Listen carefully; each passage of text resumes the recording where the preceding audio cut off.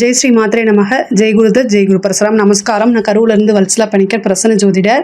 இன்றைக்கி நம்ம 2025ஆம் ஆண்டு புத்தாண்டு ராசி பலன்கள் விருச்சிக ராசிக்கு எப்படி இருக்குன்னு பார்க்க போகிறோம். இப்போ நான் சொல்லக்கூடியது பொது பலன்கள் தான். உங்களுடைய அதாவது 100% அக்யூரேட்டான பலன்கள் வேணும் அப்படின்னா உங்களுடைய இண்டிவிஜுவல் ஹாரோஸ்கோப்பில் கிரகங்களுடைய பொசிஷன், அப்புறம் இப்போ என்ன தசாபுத்தி போயிட்டுருக்கு, கோச்சாரத்துடைய நிலைகள், இது எல்லாமே வச்சு தான் நம்ம ஒரு 100% அக்யூரேட்டான பலன்களை சொல்ல முடியும். இருந்தாலும் நான் சொல்லக்கூடியது 90% கரெக்டாக தான் இருக்கும். இந்த புத்தாண்டு என்னைக்கு பிறக்குதுன்னா மார்கழி மாதம் 16ஆம் தேதி, உத்திராட நட்சத்திரம் 1ஆம் பாதம், தனுசு ராசி, பிரதம திதி புதன்கிழமையில் பிறக்குது.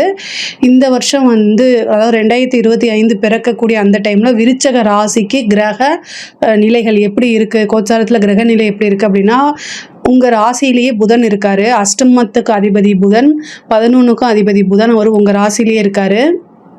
2ஆம் இடத்துல சூரியனும், அதாவது பாக்கியஸ்தான அதிபதி 2ஆம் இடத்துல இருக்குது. சந்திரன் சூரியன் 2 பேருமே 2ஆம் இடத்துல. 4ஆம் இடத்துல சனியும் சுக்கிரனும், 5ஆம் இடத்துல ராகுவும், 11ஆம் இடத்துல கேதுவும், 7ஆம் இடத்துல குருவும், இந்த உங்களுடைய ராசிக்கு ராசி அதிபதி செவ்வாய் 9ல் நீச்சமாக இருக்காரு. இந்த வருஷம் பிறக்கும் போது இதுதான் உங்கள் ராசிக்கு உண்டான கிரக நிலை, பிளானட்டோடைய பொசிஷனு. இந்த 2025ஆம் ஆண்டு நீங்கள் எடுக்கக்கூடிய அத்தனை முயற்சியுமே சக்ஸஸ் ஆகணும்னு உங்களுக்காக நான் அம்பால பிரார்த்தனை பண்ணிக்கிறேன். இந்த 2025 நிறைய மாற்றங்கள் உங்களுக்கு இருக்குது. சனியோடைய பார்வை இருந்து அர்த்தாஷ்டமத்து சனி உங்களுக்கு இருந்திருக்கும். அதாவது செய்யக்கூடிய காரியங்களில் ஏதோ ஒரு தடை, அதனால விரக்தி, இந்த மாதிரி இருந்திருக்கும். பட் ஆனால் சனி ஃபஸ்ட்டு பயிற்சி ஆயிடுறாரு. இந்த மார்ச் மாதம் 29ஆம் தேதி இந்த பயிற்சி ஆயிடுறாரு, சனி பயிற்சி ஆயிடுறாரு. அது உங்களுக்கு ரொம்ப பெனிஃபிட். அதேமாதிரி ராகு கேது பயிற்சி இருக்குது, குரு பயிற்சி ஆகிறாரு. குரு மட்டும் அஷ்டமஸ்தானத்துக்கு போகிறாரு. ஆனால் ராகு கேது நல்ல பொசிஷனில் வருது. அதே மாதிரி சனியும் உங்களுக்கு ஓரளவு பிரச்சனை இல்லை. இனிமேல் சனினால உங்களுக்கு எந்த பிரச்சனையும் கிடையாது. விருச்சக ராசியை பொறுத்த வரைக்கும் இந்த 2025 வளர்ச்சி தான். அதில் எந்த மாற்றமும் கிடையாது. பொதுவாகவே உங்களுக்கு இப்போது நிறைய இவ்வளோ நாளாக தடைகள், இந்த மாதிரி விஷயங்கள் இருக்கும். ஏதாவது ஒரு விஷயத்த செஞ்சிங்கன்னா திரும்ப திரும்ப அதே விஷயத்த செஞ்சு பல தடவை செஞ்சு அதை சக்ஸஸ் பண்ணுற மாதிரி இருந்திருக்கும். பட் ஆனால் இனிமேல் அப்படி இருந்திருக்காரு. ஏன்னா உங்களுடைய ராசிக்கு சனியோடைய பார்வை இல்லை. அதாவது சனி 10ஆம் பார்வை உங்கள் ராசியை பார்த்துட்டு இருந்தனால அந்த தடை தாமதங்கள்லாம் இருந்துகிட்டு இருந்திருக்கும். பட் ஆனால் இனிமேல் அது மாதிரி இருக்காது. சனியோடைய பயிற்சி தான் ஃபஸ்ட்டு உங்களுக்கு சக்ஸஸாக கொடுக்க போகுது. சனி 5ஆம் இடத்துக்கு போய் 11ஆம் இடத்தை பார்க்குறாரு. அதனால் 11ஆம் இடம்ங்கிறது லாபஸ்தானம். நீங்கள் எந்த அளவுக்கு உழைக்கிறீங்களோ அந்த அளவுக்கு கடுமையான உழைப்புக்கு ஏற்ற பலன் உறுதியாக உண்டு. சனி ஒரு நியாயமான கிரகம். அதனால் நீங்கள் என்ன எஃபர்ட் போடுறீங்களோ அந்த எஃபர்ட்க்கு உண்டான பலனை உறுதியாக கொடுத்துருவார். பொதுவாகவே காரியம் அப்படின்னு வந்துட்டாலே இரவு பகல் பாராமல் நீங்கள் உழைச்சி அதை பர்ஃபெக்டாக ஃபினிஷ் பண்ணுறதா உங்களுடைய சுபாவமாக இருக்குது. அதனால் தொழிலை பொறுத்த வரைக்கும் ரொம்ப சூப்பராக தான் இருக்குது. நீங்கள் எடுக்கக்கூடிய அத்தனை விஷயத்தையுமே சக்ஸஸ் பண்ண முடியும். தொழிலில் நல்ல வருமானம். குரு அஷ்டமத்துக்கு போனாலும் 2ஆம் இடத்தை பார்க்குறாருங்க. அப்போ என்னென்னா உங்களுக்கு தொழில் மூலிமா நல்ல வருமானம், நிரந்தரமான வருமானம், லாபங்கள், இது எல்லாமே உறுதியாக உண்டு. அதே மாதிரி புதுசாக தொழில் ஆரம்பிக்கிறதுக்கும் இது சூப்பரான டைம் தான். குரு அஷ்டமத்தில் இருந்தாலுமே அவர் 12ஆம் இடத்தை பார்க்குறாரு. அப்போ விரயம் தான். ஆனால் தொழில் ஸ்தானத்துக்கு குருவோடைய அனுகிரகம் இல்லை கோச்சாரத்தில் இந்த வருஷத்தில். அப்போ நீங்கள் என்ன செய்யணும் அப்படின்னா, புதுசாக அதாவது இந்த மே மாதத்துக்கு அப்புறம் தொழில் ஸ்தானத்துக்கு கேது வராரு.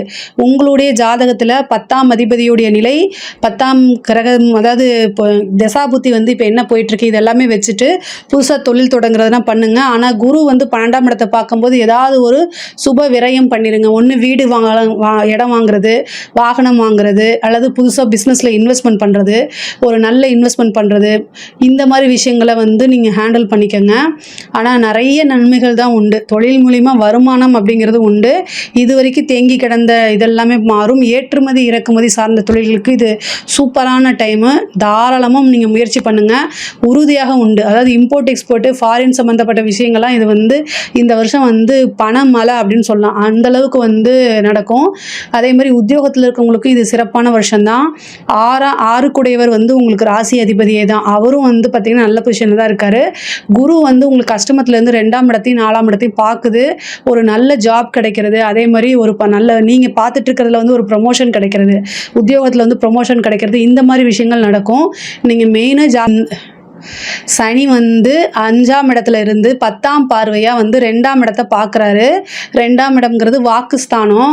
அப்போ வந்து என்னென்னா, நீங்கள் பேசக்கூடிய வார்த்தைகளை நிறுத்தி நிதானமாக தெளிவாக இருக்கணும். பொதுவாகவே விருச்சக ராசிக்காரங்க டக்குன்னு பேசிடுவாங்க. நீங்கள் வந்து யோசித்து பேசுங்க அப்படின்னு நான் சொல்கிறேன். பொதுவாக நீங்கள் பேசுகிறது வந்து அவங்களுடைய ஆப்போசிட்டில் இருக்கக்கூடியவங்களுக்கு நன்மையாக தான் பேசுவீங்க. ஆனால் அது ஆப்போசிட்டில் இருக்கிறவங்க அது வந்து கரெக்டாக புரிஞ்சுக்க மாட்டாங்க. அதனால் நீங்கள் நிறைய பிரச்சனைகளை சந்திப்பீங்க. அதனால் பேச்சில் மட்டும் நிதானமாக தெளிவாக பேசுங்க. பேசக்கூடிய வார்த்தைகள் அப்படிங்கிறது ஒரு விஷயம் இருக்குது. சனியோடைய பார்வை இருக்கனால நீங்கள் பேசக்கூடிய வார்த்தைகளே உங்களுக்கு பெரிய ப்ராப்ளத்தை கொண்டு வந்து கொடுத்துரும்.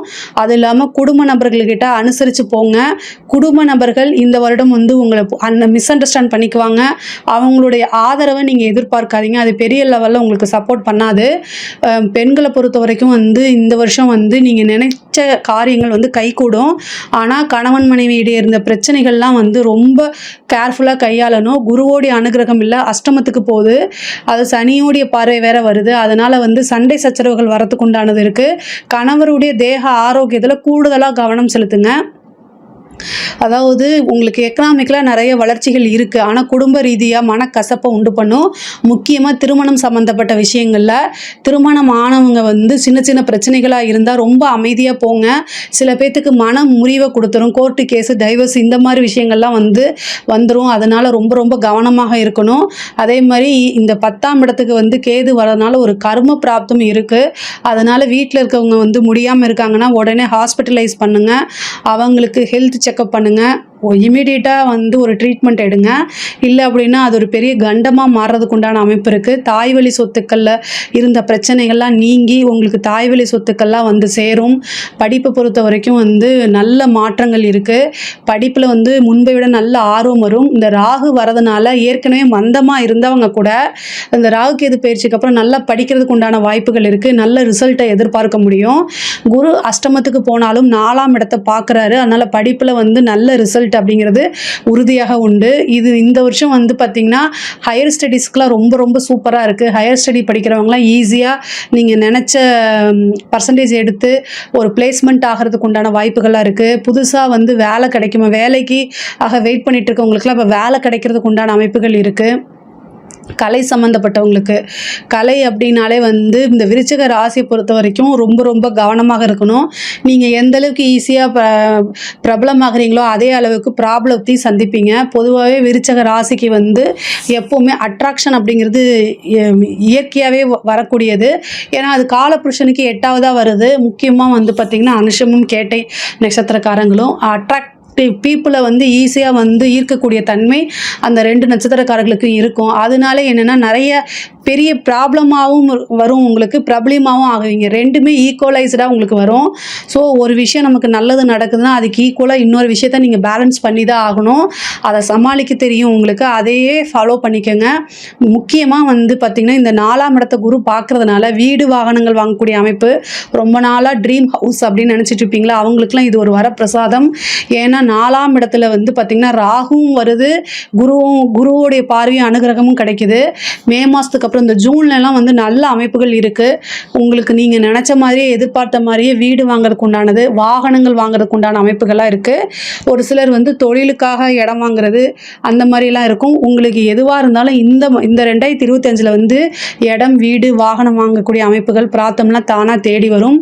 அதே மாதிரி தந்தை வழி சொத்துக்கள் இருக்கக்கூடிய பிரச்சனைகளும் நீங்கி உங்களுக்கு தந்தை வழி சொத்துக்கள் வரும். குருவோடைய பார்வை இருக்கனால உங்களுக்கு வந்து 3ஆம் இடத்துக்கு, அதாவது ஏப்ரல் மே மாதம் வரைக்கும் வந்து 3ஆம் இடத்துக்கு குருவோடைய பார்வை இருக்குது.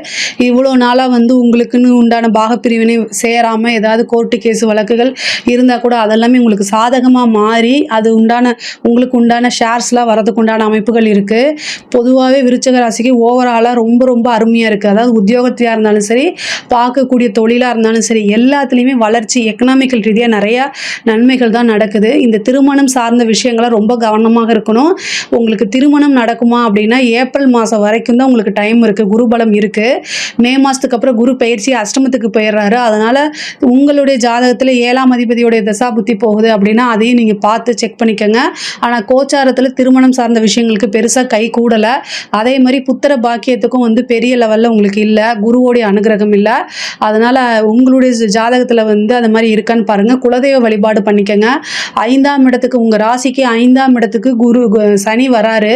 அப்போது 5ஆம் இடத்துக்கு எப்போல்லாம் வந்து கோச்சாரத்தில் வந்து இந்த 2.5 வருஷம் தான் இருப்பார். இந்த 2.5 வருஷம் வந்து எவ்வளோக்கு எவ்வளோ குலதெய்வ வழிபாடு பண்ணி குலதெய்வத்தோடைய அனுகிரகத்தை வாங்குறீங்களோ அந்த அளவுக்கு வந்து உங்களுக்கு உறுதியாக வளர்ச்சி உண்டு. நமக்கு எந்த விஷயம்னாலும் உடனே டக்குன்னு வரது வந்து குலதெய்வம் தான் வந்து நிற்கும். அதனால் குலதெய்வ வழிபாடை அதிகமாக பண்ணிக்கோங்க. 2025 பொறுத்த வரைக்கும் அரசியல்வாதியாக இருந்தாலும் சரி, அரசாங்கத்துறை அதிகாரிகளாக இருந்தாலும் சரி, எல்லாருக்குமே வந்து நன்மைகள் தான். எல்லாமே வளர்ச்சி வளர்ச்சி அப்படிங்கிறது தான் இருக்குது. அதனால் இதில் ஏதாவது சந்தேகங்கள் இருக்குது அப்படின்னா கமெண்ட்ஸில் கேளுங்க, நான் கண்டிப்பாக ஆன்சர் பண்ணுறேன். நம்மளுடைய சேனலை லைக் பண்ணுங்கள், ஷேர் பண்ணுங்கள், சப்ஸ்கிரைப் பண்ணுங்கள். நன்றி, வணக்கம். நான் இதை வந்து